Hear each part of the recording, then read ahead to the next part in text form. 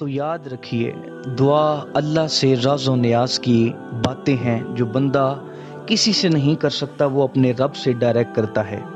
اپنے دل کے سارے دکھڑے اپنے رب کی دہلیز پہ رکھتا ہے اور اپنی ساری ضرورتیں مالک کی چوکھٹ پہ رکھ دیتا ہے، اور اس سے مانگتے ہوئے بندے کو شرم محسوس نہیں ہوتی، حیا نہیں آتی، بلکہ اس سے مانگتے ہوئے فخر محسوس ہو رہا ہوتا ہے کہ میں اپنے رب سے مانگ رہا ہوں۔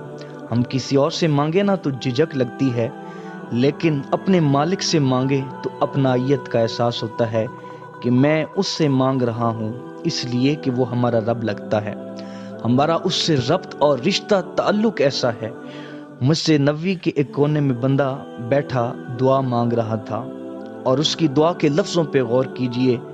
اے اللہ، میں تجھ سے اس لیے دعا مانگتا ہوں کہ تو میرا رب ہے، تیرے علاوہ میرا کوئی بھی تو نہیں ہے۔ تو وہ یہ دعا مانگ رہا تھا، مسجد نبوی کے کونے میں بیٹھا تھا۔ حضور نے ایک صحابی سے کہا کہ وہ جو کونے میں بیٹھا ہے اسے جا کر بتاؤ کہ تمہاری دعا قبول ہو گئی ہے۔ وہ مانگ اس ڈھب سے رہا ہے، وہ اس طریقے سے مانگ رہا ہے۔ تو دوستو، دعا اپنے رب سے نیاز ہے، دعا خود عبادت ہے۔ تمہاری ضرورتوں کا جب وہ کفیل ہے تو پھر اس سے نہیں مانگیں گے تو کس سے مانگیں گے؟ پھر جب بندہ اس سے مانگتا ہے تو پھر وہ مانگنے والے کی لاج بھی رکھتا ہے، کیونکہ رب بڑا حیا کرنے والا ہے۔ فرمایا یستحیی من عبادہ اذا رفع یدیہ ان یردہما صفرا۔ تمہارا رب حیا کرنے والا بڑا کریم ہے۔ جب بندے اس کے سامنے ہاتھ پھیلا کر دعا مانگتے ہیں، اللہ فرماتا ہے مجھے شرم آتی ہے، ان کے اٹھے ہوئے ہاتھ خالی کیسے لوٹاؤں، ان کے اٹھے ہوئے ہاتھ خالی کیسے موڑوں؟ جب انہوں نے مجھ سے مانگا ہے تو میں نے بھی نہ دیا تو کون دے گا؟ علماء نے کہا کہ دعا ہر صورت میں قبول ہوتی ہے، یا تو یہ کہ فوراً قبول ہو جاتی ہے، جو مانگا وہ فوراً مل گیا، اور کبھی کبھی ایسا بھی ہوتا ہے کہ فوراً نہیں ملتا، اس میں حکمت ہوتی ہے، اور فوری دینا بھی مناسب نہیں ہوتا، تو اس کو فوری نہیں دیا جاتا، بلکہ دعا بعد میں کچھ عرصے کے بعد قبول ہو جاتی ہے، اور اس کی جو ڈیمانڈ اور جو اس کا تقاضا ہے وہ پورا کر دیا جاتا ہے۔